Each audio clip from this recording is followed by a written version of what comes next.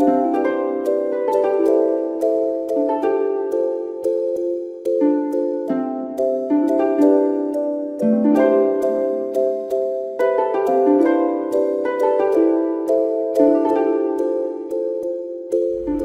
pagi saudara-saudaraku yang dikasihi Tuhan Yesus Kristus. Senang berjumpa dengan saudara-saudara. Perjumpaan di dalam firman Tuhan. Firman yang mengubahkan hidup kita sehingga kita tetap hidup di dalam kebahagiaan. Saudara-saudara, tentu banyak pergumulan, suka dan duka kita lewati. Selama kita menjalani di dalam kuasa Tuhan, kita tidak luput dari kebahagiaan pun di dalam duka cita. Saudara-saudaraku, inilah firman Tuhan yang akan kita dengarkan pada hari ini. Shalom, senang sekali bisa berjumpa dengan saudara dalam renungan kita pada saat ini. Dan sebelum kita mendengarkan firman Tuhan, marilah kita bersatu dalam doa. Damai sejahtera Allah yang melampaui segala akal, kiranya memenuhi hati dan pikiranmu dalam Kristus Yesus Tuhan kita. Amin. Bapak Ibu saudara-saudari yang terkasih dalam nama Tuhan Yesus Kristus, firman Tuhan bagi kita pada saat ini tertulis di dalam Mazmur pasal 59 ayat 17. Saya akan bacakan bagi kita semua. Tetapi aku mau menyanyikan kekuatanmu, pada waktu pagi aku mau bersorak-sorai karena kasih setiamu, sebab engkau telah menjadi kota bentengku, tempat pelarianku pada waktu kesesakan. Demikian firman Tuhan. Bapak Ibu saudara-saudari yang terkasih dalam nama Tuhan Yesus Kristus, Mazmur ini merupakan Mazmur di mana Daud mengucap syukur kepada Tuhan atas keselamatan dari pergumulannya di masa kehidupannya. Banyak pergumulannya, salah satunya adalah di pasal 59 ini, yaitu pergumulannya terhadap rajanya sendiri, yaitu Saul. Saul yang karena irinya berkobar-kobar, karena tidak senang terhadap Daud karena dia lebih terkenal daripada dirinya sebagai raja, maka Saul ingin membunuh Daud. Ya, ingin membunuh Daud. Membunuhnya itu bukan tanggung, memang hendak mematikannya, hendak mencabut nyawanya. Itulah kekuasaan seorang raja yang dapat memerintahkan prajuritnya, bawahannya untuk melakukan segala sesuatu apa yang diinginkannya, termasuk ingin membunuh Daud, hambanya dan hamba Tuhan. Ya, inilah yang terjadi situasinya, sehingga Daud betul-betul bergumul. Karena apa? Daud bergumul karena dia sudah melakukan kebaikan, namun ditanggapi tidak baik oleh rajanya. Ya, dia sudah menjadi hamba yang baik dalam kerajaan sebagai orang pemain kecapi, namun sang raja itu tiba-tiba ingin mencabut nyawanya dengan melemparkan tombak kepadanya. Ya, bahkan pada saat dia mau istirahat pun dia diancam terhadap maut. Karena apa? Tiba-tiba Saul menyuruh prajuritnya untuk menangkapnya dan membunuhnya. Ini betul-betul pergumulan yang berat, karena dalam kehidupannya selalu dilingkupi oleh maut, selalu dijaga dan juga siap-siap akan diterkam oleh kejahatan Saul. Kita bisa lihat di dalam pemaparan ini, ya, di ayat 17. Di situ dikatakan, aku mau menyanyikan kekuatanmu, kekuatan Tuhan. Ya, patut dia menyanyikan, bermazmur, memuji Tuhan, mengagungkan Tuhan karena kekuatan Tuhan yang menjaga dan menyelamatkannya. kekuatan Tuhan lebih besar daripada kekuatan yang ada di dunia ini, termasuk raja itu sendiri. Makanya Daud melihat bahwa Tuhan besertanya, Tuhan menjaganya, Tuhan melindunginya, dan bahkan mendatangkan keselamatan, sehingga dia mau menyanyikan, memazmurkan, mensaksikan kekuatan Tuhan yang besar itu melebihi dari kekuatan yang ada di dunia ini, termasuk raja. Dan yang kedua juga dia mengatakan, pada waktu pagi aku mau bersorak-sorai karena kasih setiamu. Kenapa pada waktu pagi? Karena pada saat ini dinyanyikan, dia teringat pada satu peristiwa kenyataan hidup tentang di mana, ya, dalam 1 Samuel pasal 19, di situ dia dikepung rasa takut, dia dikepung oleh maut, di mana Saul sangat ingin mengincar nyawanya, ya. Pada saat suatu hari Saul betul-betul ingin mencabut nyawa dari Daud. Lalu datang anaknya Jonathan, memberikan masukan, memberikan penghiburan, dan memaparkan kebaikan-kebaikan dan jasa dari Daud, sehingga sadarlah Saul ini dan berjanji, aku tidak akan membunuhnya. Namun apa nyatanya? Ternyata setelah itu dia punya rencana untuk membunuh Daud. Dia pungkir terhadap janjinya kepada anaknya, sehingga Tuhan memakai anaknya Saul, Yonatan, untuk mengabarkan kepada Daud, hati-hati, malam ini kau akan dibunuh. Nah, oleh karena itu Daud berhati-hati dan berjaga-jaga. Nah, kemudian Saul ingin membunuh Daud. Datanglah istri dari Saul ini, Mikal, dengan memberikan informasi kepada Daud, kau harus pergi, lari dari tempat ini. Apabila engkau ketangkap malam hari ini, engkau akan dibunuh. Selamatkan dirimu sampai pagi hari. Apabila tidak ketangkap pada pagi hari, engkau akan selamat.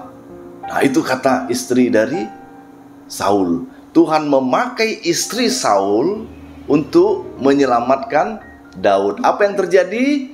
Pada saat prajurit-prajurit mau membobol rumahnya, tempat tinggalnya Daud, maka Daud sudah membuat rencana di mana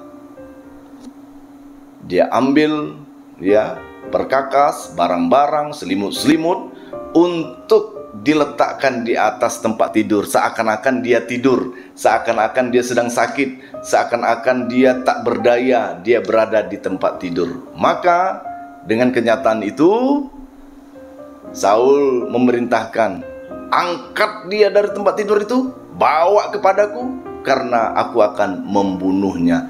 Prajurit diperintahkan untuk melakukan itu. Ternyata prajurit datang dan Daud tak diketemukan di sana, hanya selimut dengan, ya, gambaran bahwa Daud berada di sana. Ternyata Daud sudah melarikan diri, meninggalkan tempat itu. Dia selamat karena Tuhan memakai banyak orang di sekitar orang-orang yang jahat itu untuk menyelamatkan dirinya. Sehingga pada saat pagi hari, di sini dikatakan, ya, pada waktu pagi aku mau bersorak-sorai karena kasih setiamu.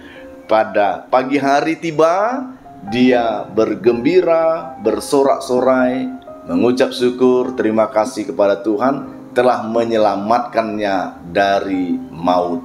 Ini luar biasa, sehingga pada bagian terakhir pengakuan imannya terhadap pengenalannya kepada Tuhan. Apa katanya?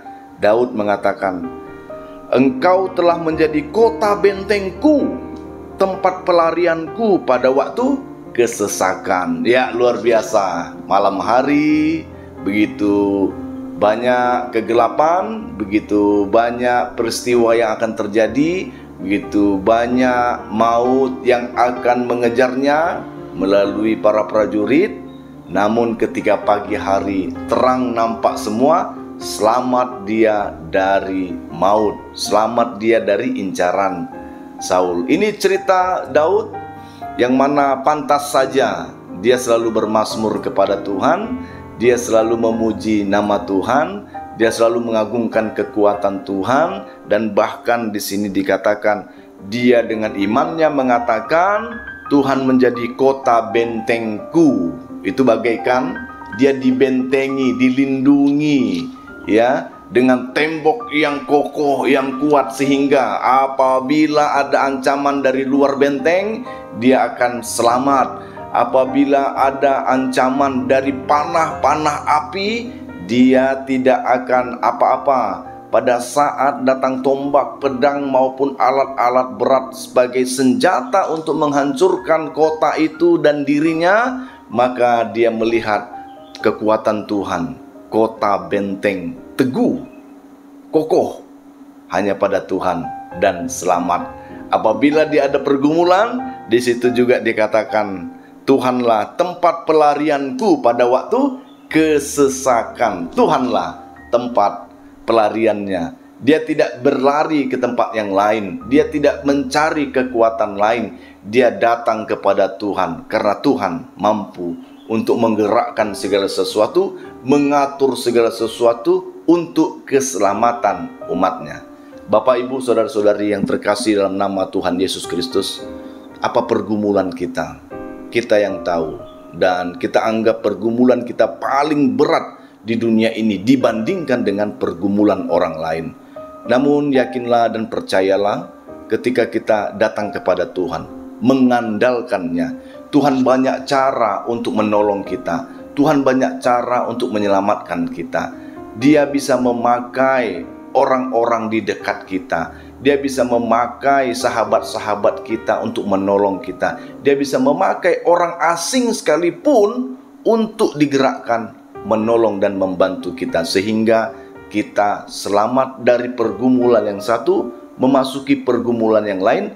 Dengan pengalaman pergumulan yang lalu telah diselamatkan, maka kita percaya pergumulan yang baru pun Tuhan akan selamatkan tiba pada waktunya. Nah, oleh karena itu, mari bersama jangan ragu dan takut dalam menjalani kehidupan ini. Jalani saja sesuai dengan kehendak Tuhan, sehingga menyenangkan hati Tuhan. Dengan cara itu, kita dapat menyaksikan keajaiban, mujizat Tuhan dalam kehidupan kita, dan kita akan menyaksikan itu, bermazmur bagi Tuhan, menceritakan kepada banyak orang kekuatan Tuhan, keajaiban Tuhan.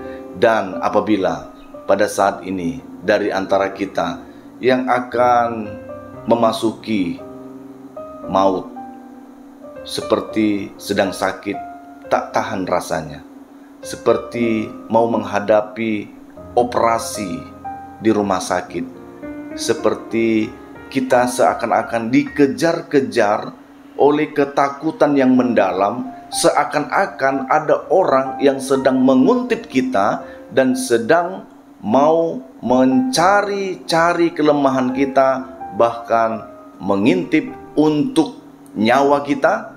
Mari serahkan kepada Tuhan.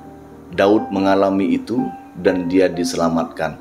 Kiranya pergumulan kita, bahkan pergumulan sampai kepada maut sekalipun, Tuhan akan tolong kita, Tuhan akan bantu kita. Namun biarlah sepanjang kita masih hidup, hidup untuk Kristus. Kalaupun mati, mati adalah keuntungan. Dan kita serahkan hidup kita kepada Tuhan sepenuhnya. Lakukan pekerjaan kita, lakukan usaha kita, lakukan aktivitas kita.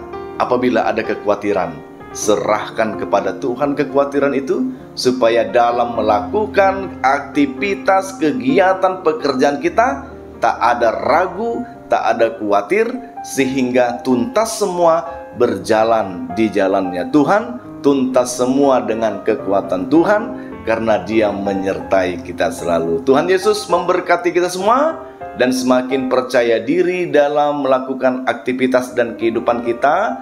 Andalkanlah Tuhan, dan jangan lupa untuk berbahagia. Amin. Mari kita bersatu dalam doa. Terima kasih Tuhan, tambahkan kami kekuatan dan hikmat sehingga kami percaya diri dalam menjalani hari-hari dan kehidupan ini, karena kami mengandalkan Tuhan. Sekalipun pergumulan kami masih kami angkat dalam beban kami, kiranya kami dapat melalui semua itu dengan kekuatan Tuhan, sehingga menang dan nama Tuhan dipermuliakan melalui nyanyian, pujian, mazmur, kesaksian yang akan kami tunjukkan bagi banyak orang, dan banyak orang datang kepadamu untuk memohon kekuatan. Terima kasih Bapa, kami serahkan seluruh aktivitas kami mulai pagi hari sampai malam nanti ke dalam tangan-Mu, kehendak-Mu yang jadi dalam hidup kami. Dalam nama Tuhan Yesus Kristus kami ucap syukur dan berdoa. Amin.